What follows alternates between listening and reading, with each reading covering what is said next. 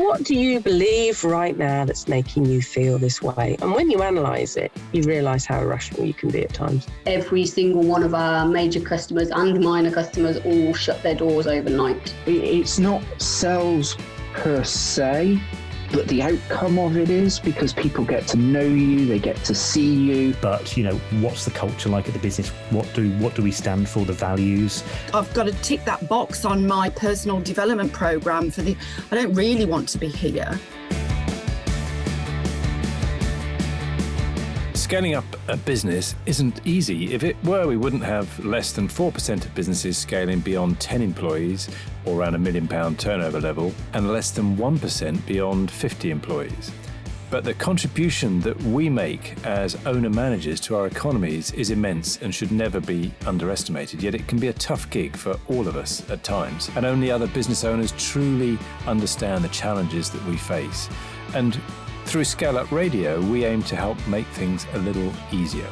We interview guests who have been where you are now and may have faced some of the challenges that you are facing. And they offer their thoughts and advice on what has worked for them, as well as what didn't. And we've also combined many of the lessons from these interviews, and also through working with hundreds of owner managers over the last 10 years or so, into a practical scale-up handbook that we've called the Entrepreneurial Scale-Up System, or ESUS. And it's for owner managers like you and me as we navigate our own scale-up journey. And you can order a copy through your favourite online book retailer, or by going to all the W's, esusgroup.co.uk, www.esusgroup.co.uk.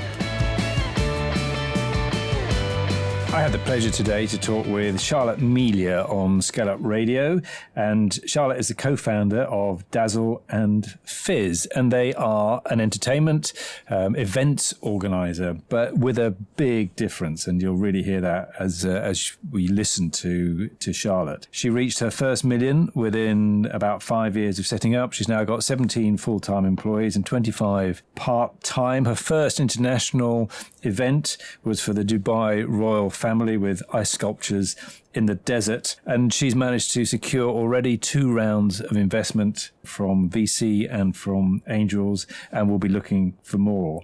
And she's also managed to overcome some of the perceptions through raising the finance. You can imagine 2 women founders in an industry that is sometimes perceived as a little bit of a cottage industry. She clearly had to stand out and really make her case, and she gives a lot of great advice on how you might go about doing that. She's also very clear on why she is building the business, so listen out for her reasons around that. And also some neat thinking around intellectual property, around licensing, and also thoughts around becoming a preferred supplier with your target groups. In Charlotte's case, that's 5-star hotels. So lots of really good things here, all sorts of areas covered.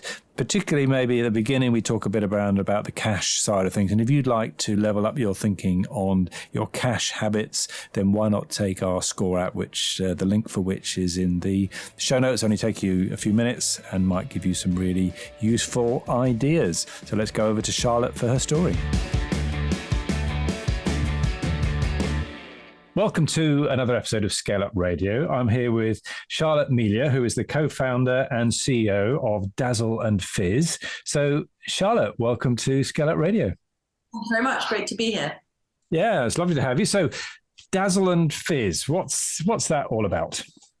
So, Dazzle and fIzz is a creative event studio based in Guildford, Surrey. And we specialise in live events, digital experiences, and strategic consultancy all around the events arena. Okay, so is that for individuals, corporations?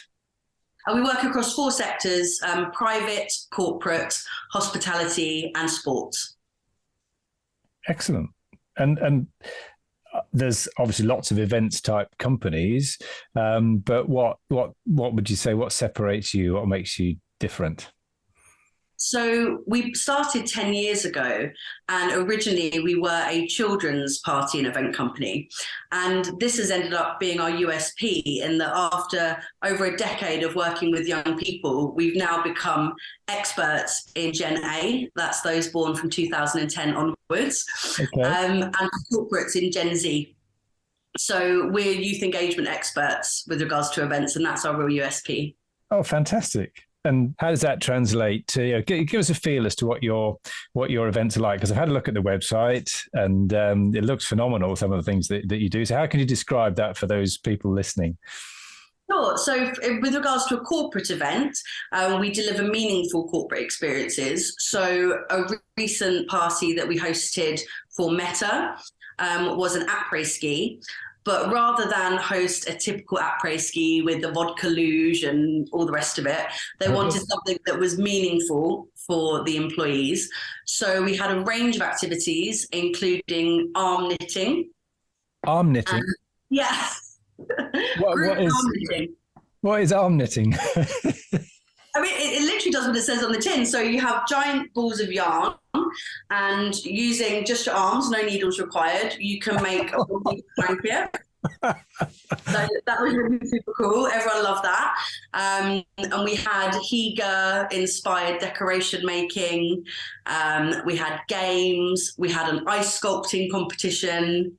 Then we had, lots of live music and photo ops and food and beverage, the more typical event attractions, but blended in with those more meaningful shared experiences that staff could then communicate with one another. They had tangible materials and gifts that they could take home, and it afforded them a moment of mindfulness amongst the hubbub of the Christmas season.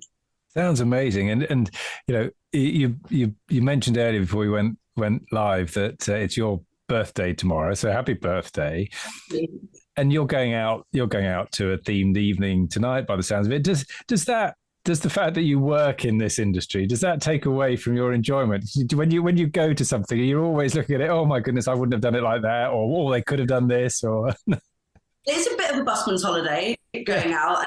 You can't help but notice things, but owning and founding essentially a party company, I am obsessed with my birthday and others' birthdays. So I actually get a great sense of enjoyment out of planning the evening, probably to everyone else's irritation, and then I've been military in the planning. But I really enjoy it and I love it. And this, so we're going to a place called Fair Game this evening, which is like a carnival for over 18s. And this sense of competitive socializing is a real emerging trend in the events industry. So I'm kind of going a little bit more with my work hat on to check it out, but don't tell anyone. So you're using all sorts of terms that I have to say I'm not really familiar with. So competitive socializing, is that all about games and things? Is that and winning and is that what you mean, or is that something different? Yeah, no, it's the new kind of new trend in London in particular. So you've got golfing attractions like swingers, or junkyard golf. There's also bounce, which is a table tennis one. I took all the staff to an event called High Jingo, which is like Squid Games meets bingo a few weeks ago. That was fun. And on Saturday, I'm going to Flight Story, which is a darts-based competitive socialising venue. All right, excellent, very good. So you've been doing this for about 10 years. Started off with children. I know you've had a few milestones along the way, including winning Creative Entrepreneur of the Year. So congratulations on things like that. And you're obviously at the Great British Entrepreneur Awards very, very recently. So doing really well. Can you give us a feeling for the stage that the business is at? Sure. So when we started, it was bootstrapped to within an inch of its life. I had just £47.50 to my name, and invested that whole £47.50 into starting the business. Where we're at today is, after bootstrapping to nearly £1 million turnover, I took on my first round of investment, which was a pre-seed round with angel investors in 2020. And then last year, I closed a seed round, again with a collection of fantastic angels. And we're looking forward to probably a Series A in the next 18 months. Wow. So really growing seriously. So you were at £1 million turnover. What sort of level are you at now? Well, if I hit my targets this year, it will be over fivefold. Wow. So we'll see. We'll see how the year goes. So how many people have you got working in the team then? We've got 17 now in the office, which is full-timers, and then 25 including part-time. But that's a stark contrast to where we were just 2 years ago, coming out of COVID, where our team had depleted to 3. Yeah, so, I imagine you were hit pretty hard, as many industries were, but particularly your industry. So how did you cope through that? Yeah, it was pretty devastating. Obviously, the staff losses were very painful, but we tried to make the best of a horrific situation, and we used the time to diversify our revenue streams. And that having that air gap, having that breadth of space, was actually the time where we did start to delve into digital tech. We launched a residential summer camp. We started to build our strategic consultancy piece. I started to learn more about fundraising. So in a way, we used the chaos as an opportunity for growth. And I think we did the best possible job at that. But there's no denying, as an industry, it was a really turbulent time. Yeah, absolutely. So how does the business model work for you? How does the money work? So we have a gross profit margin based on each event that we have to hit. There's 5% wiggle room, but we do have a minimum viable gross profit to make the event viable. Yeah. We do have a minimum order value as well. And then that, once the deal is sold, it's then shared between a team of managers, logisticians, event planners, production and designers. And we take the client all the way from strategy through to delivery and completion. Okay. And is it very much a project that's got a start and a finish, or is there any kind of ongoing element to it? Yeah, so I've had this argument a lot of whether I can say I've got MRR and ARR, because technically no, it's not a SaaS business model. Yeah. However, because of the relationships we forge with our clients, we have over 90% retention rate. So with that in mind, we can forecast quite accurately, and we are booked. We're booked a year in advance for many of our corporate events. So you can, although it's not technically ARR, the forecasting is pretty accurate. So you can predict to a reasonably high degree of accuracy almost what the lifetime value of a client will be, can you then, in terms of, you know, that they'll come back year on year? Yeah, so we would assume a client would stay with us for at least 3 years. Really, we aim for 5, but we would say at least 3 years. Yeah, and other than, obviously you're going to organise the event and help them to have an absolutely fantastic time, so they want to come back again. Is there anything else that you do to facilitate that repeat booking or keep them as retained clients? Yeah, it's all about service. So we are a service-based industry, and we say in the office we're trying to deliver the wow. Every time we're planning an event, I'll ask the sales team, "Where's the wow here, guys?" And if you can get customers into a space of becoming champions for your brand, then they will naturally come back to you. Yeah. And that's where we're really different to, say, a wedding planner who may see events as one-off, because hopefully you only get married once. I mean, so it didn't work for me. Sorry, you've been married twice, did you say? Twice so far. Yeah. I'm joking about my third, but nothing in the pipeline yet. So yeah, we do rely on repeat clients, and retention of customers is one of our KPIs that we mark the business against. Okay, very good. So who's your ideal customer then? Is it a corporate, or is it a particular type of corporate? Who's your ideal customer? So for the private clients, we specialise in ultra high net worth clients, predominantly who have a base in London, but they can be from anywhere in the world.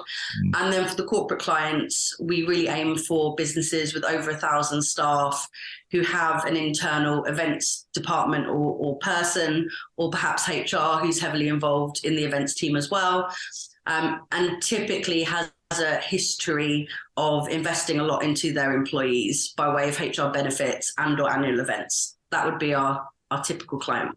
Yeah. And what is it from the investment round with your VC and with your angels? What are they seeing as the opportunity here? What are they buying into? I guess we are a high growth scale up. We have grown year on year since inception with fundraising as well. I think it is true that investors invest in the people and the founders, and they can see that we're tenacious and that we won't give up. But there is a huge market opportunity for events, particularly at this time where there is so much turbulence in the world and people are remote working. There's a lot of mental health crises. There's so many compelling reasons why in real life, meaningful, tangible events are essential, particularly in the world of work, to keep everybody sane. I saw a quote the other day saying that events are becoming the new office in times of remote work. Okay.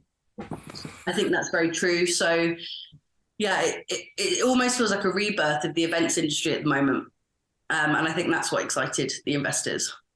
And how do you see that? What sort of trends? You mentioned competitive socializing earlier on. What sort of trends are you seeing in the industry? Definitely a move towards more meaningful, compassionate events. So long gone are the days of getting a bunch of people together and getting them all drunk and just having, as long as there's good music and as long as there's good booze, everyone's fine. Yeah. I think employees expect a lot more from their events, and they actually expect a return on investment as well. If they're going to invest their time in attending a corporate event, where is the value for them? Yeah. We're finding that's very much a trend now. So we have to be giving ROI to the stakeholders and also to the attendees.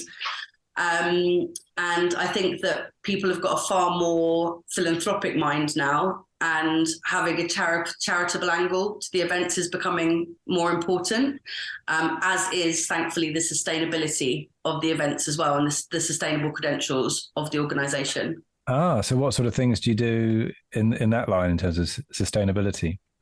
That has always been vitally important to us as a business, and simple things like we banned single-use plastics at our events a decade ago, and we don't use any single-use plastics in the favors, etc. But that wasn't enough for us. So last year we signed with Ecology, and we now not only carbon offset the HQ, but every event can also be carbon offset with our optional levy. And then a step further, we invested our own money this year into a research and development project in partnership with Imperial College London. Okay. And that's to create a new sustainable product, which I can't tell you what it is yet. It is being announced in the coming weeks, but it will be a world first if we achieve it together. Wow. And we've part funded it as the commercial entity, and then we've received a government grant as well to fund it for 4 years. But that's what we wanted to put our money where our mouth is. We don't just want to pay lip service to, we plant a tree every time we put an event on. Yep. That seemed a bit like piecemeal. So we took the profit that we had and we put it into R&D. Excellent. And will that give you something that that you can protect as IP? Yeah, so once the chemical formula has been created, Imperial College London and the professors there, so the project is run by Professor Jason Hallett, very famous chemist. They will own the IP for the formula, and we will own the IP for the commercial license. Fantastic. And are there any other things then in the current way of doing things that that you would count as your IP that are protected, if you like, that stop other people just copying what you do? Or is it very hard to do that in your industry? With regards to the sustainable aspects or the events as a whole? Generally as a whole. I mean, it sounds like on the sustainable side, you've gone down the route with Imperial College, and that will give you the proper real IP. I'm just wondering if there's anything else within the other side of the business that is protected, if you like. That's a great question. So historically, the events industry have been a bit the wild, wild west with regards to IP. We do have our own IP product, which is the Dazzle and fIzz Clubhouse. It's an app and currently a series of 35 short shows for children. So we have created our own piece of IP, but we're also, we believe, the first private event business to have signed a series of licensing agreements to now offer the real events. So we've signed with Aardman, and we now can deliver Wallace and Gromit, Shaun the Sheep, Timmy Time.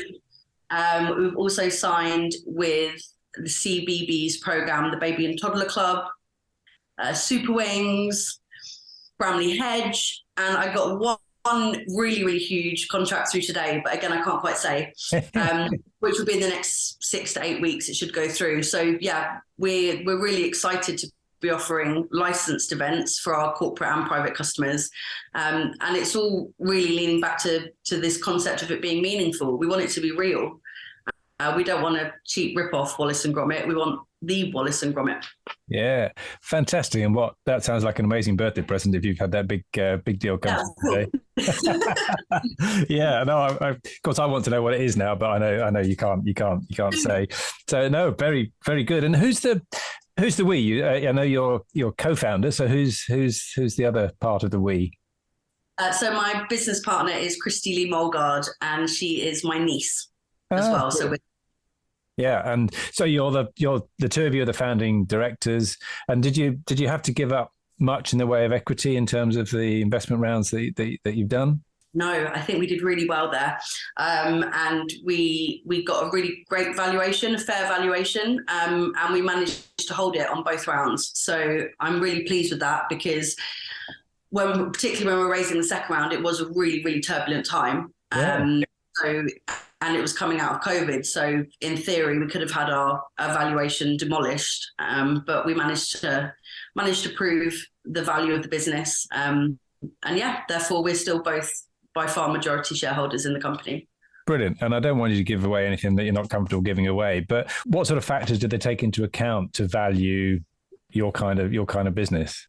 So they were all incredibly tenacious with regards to the financial forecasts. And we've got lawyers and ex-accountants and all sorts on the board. So couldn't get away with anything there. There were no skeletons in the closet.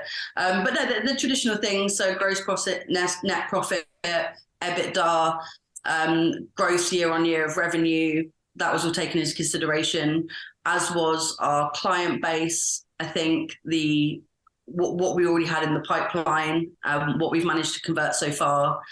We had good metrics, I think, to back us up across the board. So nothing was airy-fairy. But then you still had to deliver a really, really hot pitch. Yeah. And nothing was quick. So my first round took about 6 months to close, and my second round took 9 months. Okay. So it wasn't a quick process. Yeah. And what sort of advice would you give to somebody going through that process? Be patient, which is hard because I'm the least patient human being on but yeah, you read particularly these like hot shot young tech bros coming out of San Francisco, and they're like, yeah, I closed my round in like 3 minutes and I got 55 billion. So then the fact it's taking like 6 months, you think, oh my goodness, am I useless? But unless you're very lucky, I think that is just the state of play, particularly in the UK.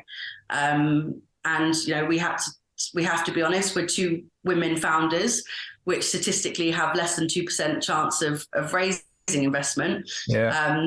We didn't go to Oxbridge or an Ivy League school, and we had no CTO, and we were selling part digital products. So we had a lot of challenges and hurdles to overcome, but we managed to. And I'm really thrilled at the shareholders I have on board, because they're all genuinely nice people, which I know was a little bit of a naive fantasy at the beginning. I was like, please let everyone be nice.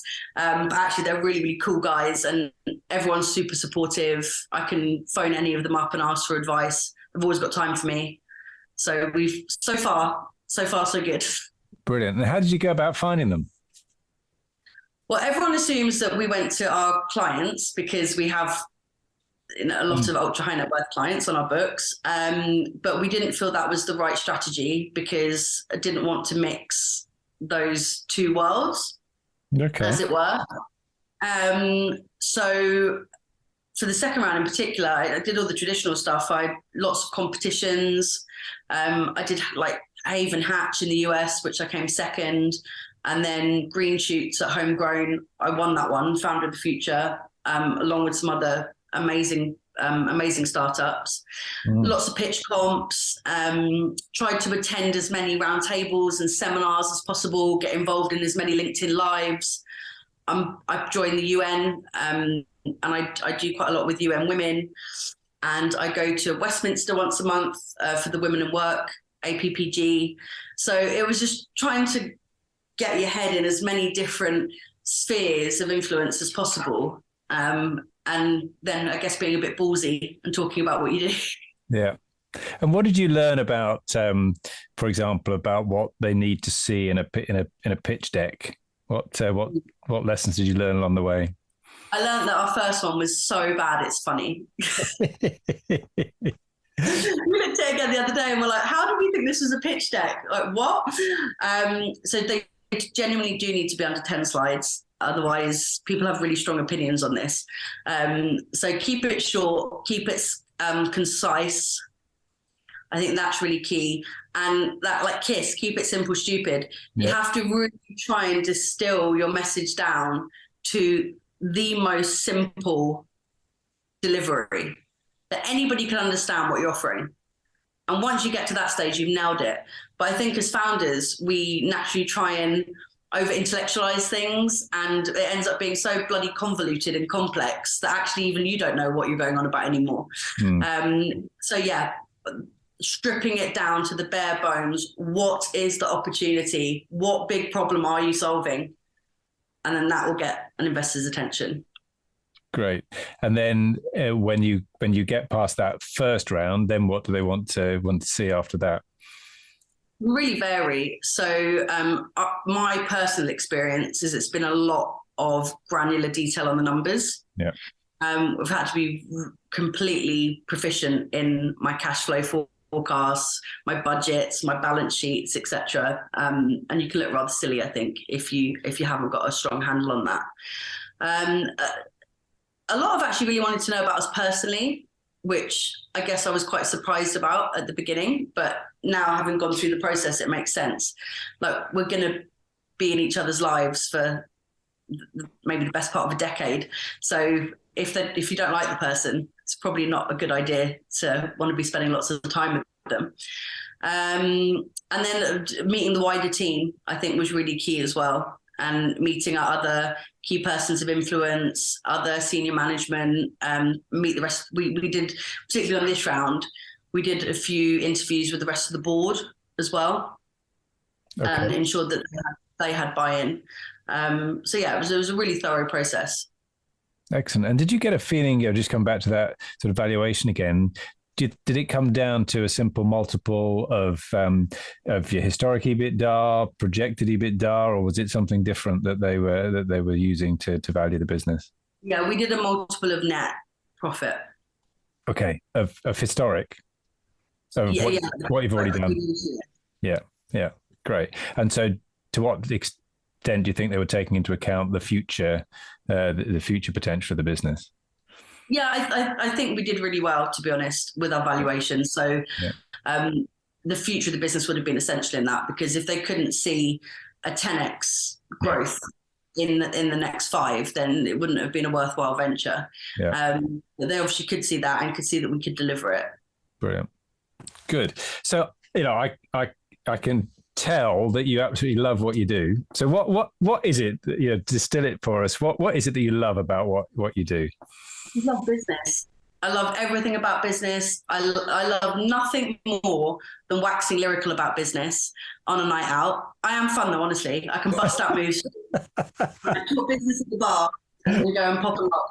I get such a thrill from it. And I think what I personally love about business so much is that you genuinely do never stop learning. And that is the reason I get up in the morning, is what can I learn today? And that's what I found particularly exciting about having new shareholders on board and having a new board appointed, is that they're always challenging me, always pushing me. Like we had a new chairwoman start 4-5 months ago, and I felt like my world had exploded and I'd gone back to school again. And I loved it. I'm like that sort of geek. I was like, yay, I'm learning. Yeah. So yeah, that really, really gets me off, I suppose. And also I know what my end goal is. So I think I'm good at having a sense of delayed gratification. I know very clearly why I'm doing what I'm doing, what I'm working towards. And when I do have those down days or struggle weeks, as you often do, I just always return to that. Like, no, you know why you're doing this. Keep going. It's okay. So what are you working towards? What is the end game? Well, I have an exit figure in my head that I would like to achieve. And it's all based around my son. So I'm single mum to a severely autistic 11-year-old, soon to be 12-year-old. Yeah. And God bless him, he'll never live completely independently. So I have a number in my head that I feel, even if I drop dead the next day, he would live the kind of life that I would want for him, as independently as he possibly could. And that's what drives me.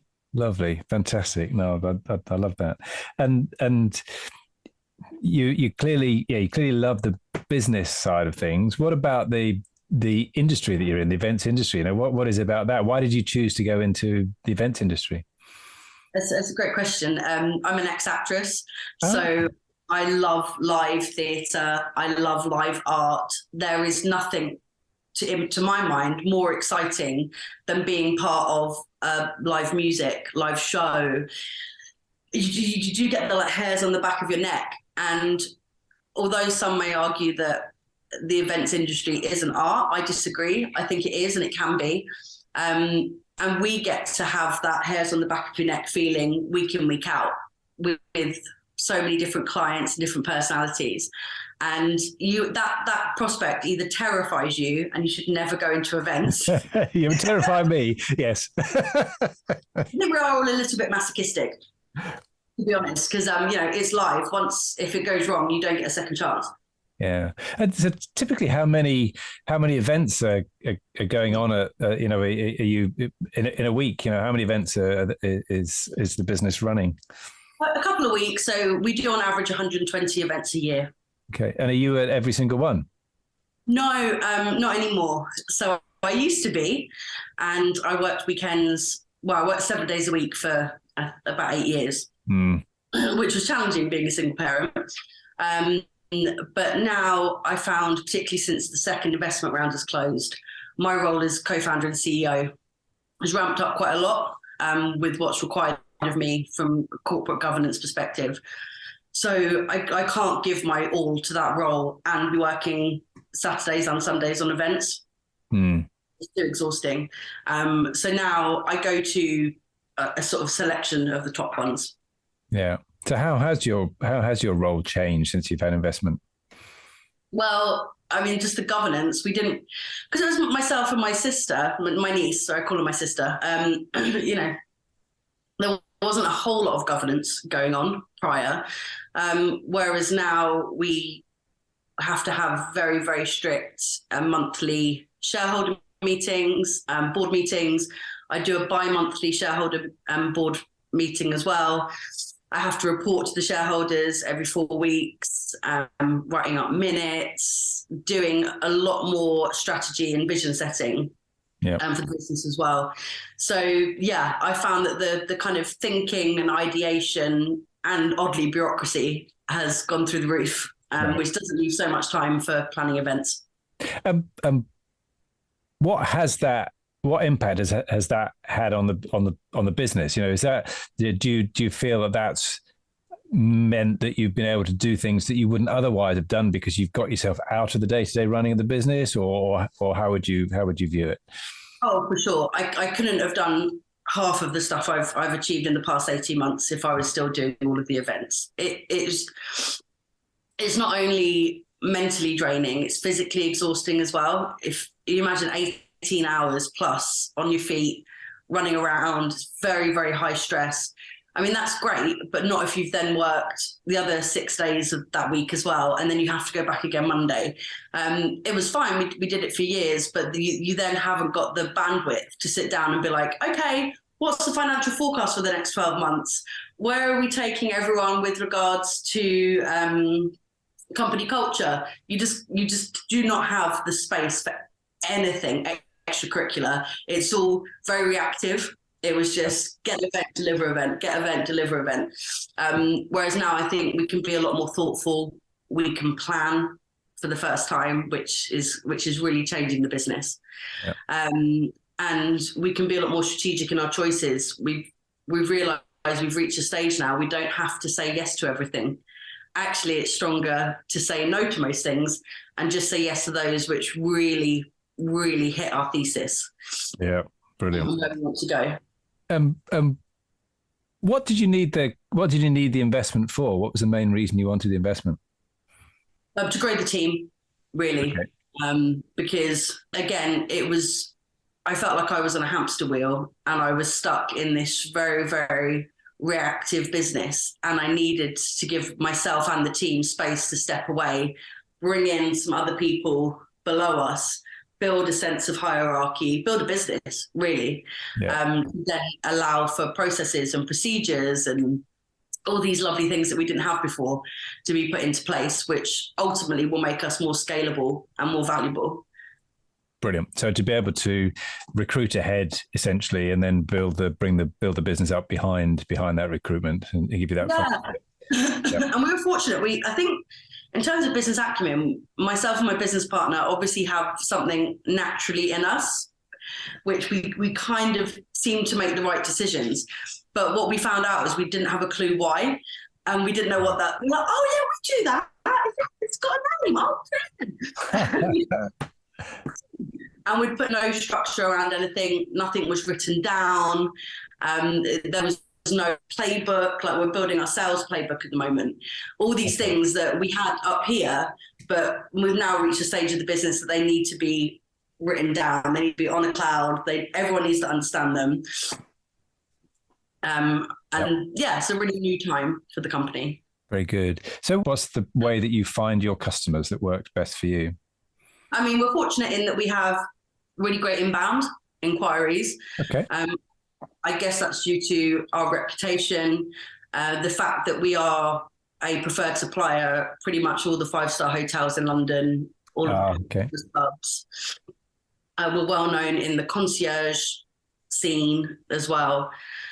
And because we became well known in our small niche in the private market, those individuals who are booking us for the private events were also leaders in business. So it did help with the pipeline when we first started to bring on corporate clients. Okay. I guess we have a strong social media as well, which helps bring in inbound. But now going back to outbound, it's back to good old lead gen. And I've been personally cold calling. I think you're never too you should never be too proud to pick up the phone. Yeah. We're kind of going back to grassroots again. Right. Okay. And how did you get into those 5-star hotels? Was that through doing the children's parties, or what got you in there in the first place? Yeah, it was through the children's parties. But initially, when we went knocking on their door to present, this is what we do, please can we be on your preferred suppliers list? Yeah. They all quite rightly told us to bugger off. Yep. Because who are you? We don't know who you are. We use X, who's been around forever.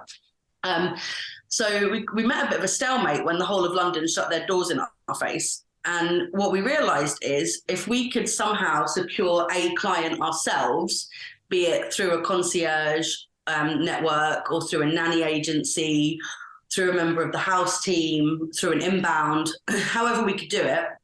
And we then took that client to one of the locations that we wanted to work at. That was the best advertising for us, because once they actually experienced one of our events, they could tell that we were different. And then within, I'd say, the space of a year, the tables turned and the hotels were knocking on our door saying, can you come and do stuff here? Yeah. Because we had that extra attention to detail, I suppose. Yeah, I can get that, because you've not only demonstrated the experience for them, but you've actually brought them some income, haven't you? Yeah, it helps. Nice. Okay, so and is it it strikes me that it might be a bit of a lumpy income stream. Is because you've got the planning up to an event, so is it lumpy cash flow? It can be. So our down months are January and again August, and typically for us during holidays, Easter, etc., it's not great because the corporates will go away and take their kids away, and similarly our ultra high net worth clients will go on holiday. So it can be a little bit lumpy, which is why we've tried to put events in place throughout the course of the year to offset that. So we now have a residential summer camp on the Isle of Wight called Camp Libertas, which takes bookings all through the down season, which helps with cash flow. Yep. And similarly, our work in the sports marketing arena tends to take place either side of the summer holidays. So that really helps to bridge the gap through August as well. It's only really, the deepest, darkest winter and the middle of the summer. Otherwise, you pretty much have bookings all year round. I think because even if corporate's quiet, it's February now, so corporate is quiet, but domestic is still, there's just as many kids who've got a birthday in February as there are in June. So that keeps us going. And I guess, are most of the costs associated with this specific event, do they occur essentially around the event itself, or are there lots of costs that you have to incur in advance of the event before you can perhaps get the income coming in? Well, all of the costs are typically pre-event unless it's staff. So staffing, actors, etc., they'll invoice thereafter, and some on-site suppliers. But we have to be paid in full for the event before the event goes live. Great. So that's part of the way you do things is that you get that payment in full. Is that months ahead of it, or is that literally a couple of days before it, or what's the the full balance has to have cleared 2 weeks prior to the event. Right. Great. So you're making sure that you don't have that situation where you've had to essentially delve into your reserves to fund an event and then struggle to get the payment out of the client. It doesn't always work with corporates. Particularly some that have 30 or worse 60-day terms. But found as long as you're really on it with their internal procurement system, you can still get paid pretty much within 30 days, and that's okay. Brilliant. Great. So what are some of the we've covered a couple of them, certainly in terms of investment rounds and things, but what was some of the milestones since you started in those 10 years, some of the big inflection points, would you say? I think the first big milestone was our first international event that we delivered in 2014 for the Dubai royal family. Oh, wow. So that was a big one because we had 9 days from conception to completion to like build an ice palace in the middle of the desert. Oh, my goodness. At the time, we had a very small team in a small office, and it was a big event in 2014. So the success of that, I think, really gave us the confidence to then go and knock on the doors of people in London and say, hey, come on, we're all right at this. Yeah. Next big milestone, I think, was bringing on my business partner, my co-founder. Okay. Full time. She's always been there from the beginning in some capacity. But she came on board full time as co-founder in 2017. And that was just a game changer for me. I felt like I had my missing piece at work, and we've gone from strength to strength since she came on. Okay. Our first million turnover in a year was pretty cool. Yeah. When was that? 2019. Brilliant. I think. Yeah. Seeing that on the accounts was like, yeah, absolutely. I'm so fed up with seeing 6 figures. I was like, come on. So that was really cool. And securing investment, I think for me, I think there can be a danger, particularly with women founders in a creative industry such as events. It can be pigeonholed as almost a cottage industry. To think, nice girls doing the nice little fluffy, wuffy events on a weekend, and it's not taken seriously. So getting the backing of really, really revered investors, I think gave me the confidence to be like, no, this is a viable business. This does mean something. It can scale. And I can scale it. So I think that was a real game changer. Yeah, excellent. And you've obviously got a lot right strategically. What would you say you've got? What are the key things strategically that you've got right that has enabled you to scale to the extent that you have already? I think the fact that we've always tried to be very, very cautious with the money. I think because we started with nothing, so we're never bankrolled. Therefore, all growth had to be organic and had to be off of the small profits that we made. So we made some really savvy purchasing decisions over the years. We also were really, really frugal with our offices. So until about a year ago, 18 months ago, it's the first time we've actually got a fit for purpose flipping space. We've got 6,500 square foot now, which has a recording studio and a warehouse and space for carpentry, all of the offices. Now we've got plenty of space. But until then, we've always been in some really random, crummy, not even industrial estate in the middle of nowhere. So it was cheap as chips, wasn't really fit for purpose, but we muddled by. And that saved us a fortune over the years. We're like, there's no point having some flashy office if you can't afford to pay for it. People can get so blindsided by like, oh, I have to have a really swanky office in central London, or like join every private members club. No, you don't. Like, it's just space at the end of the day. Wait until you've got the inbound cash to support that. Very good. All right. What about the people side? I mean, you've now grown where you've got quite a large team, 17 full-time, 25 other people that you're working with. How have you managed? You mentioned culture just a moment ago. How have you managed to make sure you get the right people and keep the culture going as you've began to scale? I think that's, for me, has been the hardest thing, and we've got it wrong, and on a number of occasions, because what I've learned the hard way is that being fantastic in an interview and being a fantastic member of the team are two completely different things. Right. And often the two shall never meet. So I've learned, and again, I don't know if this is being a woman or just having a great deal of empathy. I think what we've done in the past is hang on to people for too long and be like, oh, no, I can see some glimmer of hope in there. Just hold them on for a few more months. And actually, we should have cut them dry on day 2 because we saw they were useless and we needed to be a bit more cutthroat. So now I think I'm getting better. I'm not there entirely, but I'm getting better at being like, no, they're no good. Move on. I certainly don't take it personally anymore. But what I would say is with all of the team that we have now, particularly in terms of the events team, they've all had some sort of vested interest or at least knowledge of the brand before joining us. So they've followed our journey. They understand who we are. They've fallen in love with the fact that we always strive for excellence. We are exacting. They've come in with their eyes open, knowing that you're going to work flipping hard here, but you're going to produce some of the best work of your career.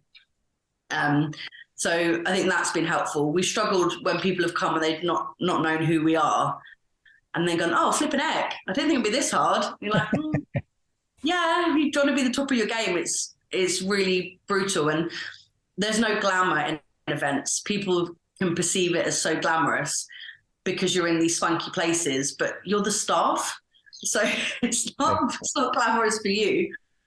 And at the end of the day, whatever rubbish job has to be done, you're there to do it. So I think sometimes we've had people come on board who had romanticized what it would be, and then actually realized that we're really hard grafters. Yeah. And didn't like it so much. Yeah. So yeah, absolutely great. And how do you keep in control? Now you've got the 17 people and the 25 part-time, how do you keep control and make sure the standards are kept high, and the plates don't get dropped?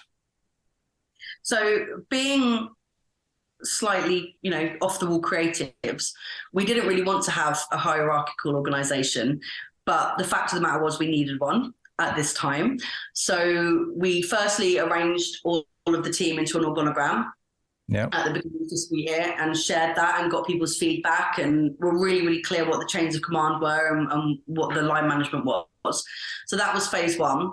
Then phase 2, we set out everybody's KPIs for the year, both departmental and individual. But then on top of that, we set out everyone's OKRs.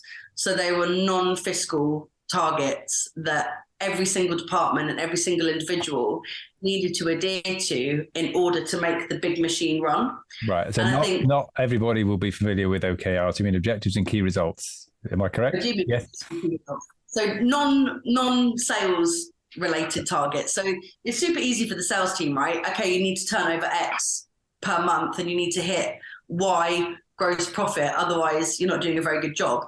But in our organisation, that's such a small part of the bigger picture. We have people in maintenance, in the warehouse, in carpentry, in design.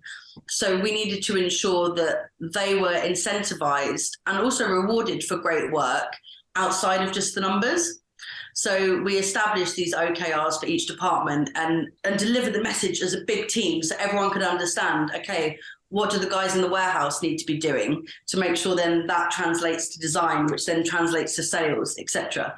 And that's had a really big impact on how the organisation runs, because regardless if I'm there or not, or senior management's there or not, everyone's really, really clear on what they're supposed to be doing. And perhaps a year ago, when we hadn't laid it out in such a clear way, there could be a sense of loss sometimes. But no, since we've been more strategic, it's really helped. And how do you keep on top of that then? Make sure that everybody is then, so we've done the sort of the reset, everybody knows where they are, but how do you kind of keep your finger on the pulse as you're growing? So we do regular check-ins. I offer a clinic once a month, an open clinic where you can come into my office and we can chat. My business partner is much more involved from a people side. So she has regular one-to-ones every month. And that's both from a mental health and more holistic perspective, and physically checking off against the KPIs and the OKRs, like, okay, where are you? How are you doing your job? And we've recently bought our external HR person, Judith. She's very, very lovely. We've brought her in more staff facing. So she also now delivers one-on-ones with all the staff. They've all got her number. They know that she's a independent resource that they can contact anytime, and we will pay for it as the business if they're struggling with anything at all. So that's really helped us to keep a gauge on where people are emotionally. Yep. Which I think all contributes towards keeping on top of things, as you put it, because it's okay keeping on top of things from a financial perspective, but then if everyone's mental health has gone to pot and they all want to leave, that's a nightmare. So I think it's just putting the right people in the right places and ensuring that they're reporting back regularly. Fantastic. Really good. I could talk to you for hours. I think there's lots of, some fantastic stuff that you shared. Are you all right just for a few quick questions just to start to wrap up with? Quick fires. Okay, hit me. Yeah. So if we're having this conversation in 5 years' time, what has to have happened for you to consider those 5 years a success? I would like to be discussing my merger and acquisition. Okay, brilliant. And what are your key challenges along the way, do you think? What might stop you getting to that point or be a real challenge for you? I think I'd be foolish to not recognise that the Series A is going to be a challenge. Yeah. And it's always a challenge when I become so focused on fundraising that then I become less operational, which impacts the business. I think we do need to be conscious of cost of living and other more turbulent environmental factors. But again, if we use those chaotic moments as an opportunity rather than bow to the chaos, we can outride those. Brilliant. And as always, for every startup, scale up, cash flow. Yeah. Okay. Good. If you could go back to your younger self, maybe when you set the business up, what advice would you give yourself? Get yourself around the right people as soon as you possibly can. Talk to as many people who are 10, 20 years ahead of you. Okay. And learn like a sponge. Yeah. And get a CFO on way quicker than you did. Okay. So get a better handle around your finances, around your numbers. Yep. Yeah. Good. Any resources like books, podcasts, anything that you found particularly useful that you'd recommend to others? I'm like constantly inhaling business books. My family take the mickey out of me because I don't read any fiction. I just love reading. Any that stand out? No, the problem is I've got no memory right now. I mean, my business partner loves what's she always chuffing on about? The one that does the OKRs. Oh, right. As in a podcast or a book? Oh, it's a book. Would it be Traction? Is it maybe or? Traction. She lives for traction. Right. And now she's about getting all the senior management to read it as well. Okay. Yeah, very good. Any apps or software that you found particularly useful within the business? I'm part of Dwen, which is Dell Women's Group, which has been a really useful resource. In terms of you mean like a tech stack in the company? Yes, or just any tech stack, any particular apps or software that you maybe you've got on your phone. Yeah, we use Xero, and which has been really, really good. Capsule for our CRM. Yeah. We use Connect Teams now for our internal comms, and that's been a real game changer actually, because previously we were relying a lot on WhatsApp, and it was all these WhatsApp groups was driving everyone mental. Yeah. And then particularly with us all being a bunch of millennials and Gen Zs, everyone just stopped emailing, which is obviously really inefficient. So Connect Teams has really helped to pull everyone back into emailing, and using the Drive. We use Google Drive for all of our document sharing. And then using Connect Teams purely as a chat bot, as it were, and a planning tool. And then we've just signed up to Eric as well, which is a new app. It's a new app for young people wanting to get into the creative industry. And the idea is to democratize the creative industries, because historically it has been something that's been apportioned to the elite. And I think the stat they shared was something like 86% of those in creative industries came from private schooling. Really? Wow. Yeah, which I find really shocking, because I'm state school educated and from a working class background, and so is my business partner. And we eat, sleep and breathe creativity. It's who we are. So when we looked around in our office, we realized it was the other way around. It was 86% state school educated kids. So I wrote to Eric and said, just told them about ourselves, and we're now listed as a fair employer on there. So that's a cool app. Brilliant, wonderful, and that's one that I'd not heard of as well, probably because I don't fit into the young bit, I would imagine. There's all sorts of cool business on there, and we were proud that Ardman was on there as well, which was nice for us, having just signed a licensing agreement with them. Brilliant, super. Well, it's been fantastic talking with you, Charlotte, and I've loved hearing your advice, and I know there's lots of value packed in what you've said in that discussion that we've just had. So thank you very much for your time today.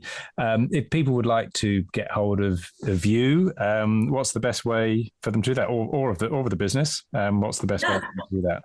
Please do add me on LinkedIn. Charlotte Amelia on LinkedIn, and then Dazzle and fIzz, again, LinkedIn or Instagram at Dazzle and fIzz. And you can visit the website, dazzleandfizz.co.uk. Super. Charlotte, thank you very much indeed, and have a lovely birthday celebration tonight. Thank you so much. Thank you, Kevin. I hope you enjoyed that discussion, and if you're building and scaling your own business, you might well be interested in our book, The Entrepreneurial Scale-Up System. And it's exactly what it says on the tin. It's a practical handbook around scaling a business in a structured way. And you can order a copy on all your favorite online retailers, including an audio version, or you can find it and other supporting resources on our website, www.esusgroup.co.uk. That's esusgroup.co.uk, which is esusgroup.co.uk.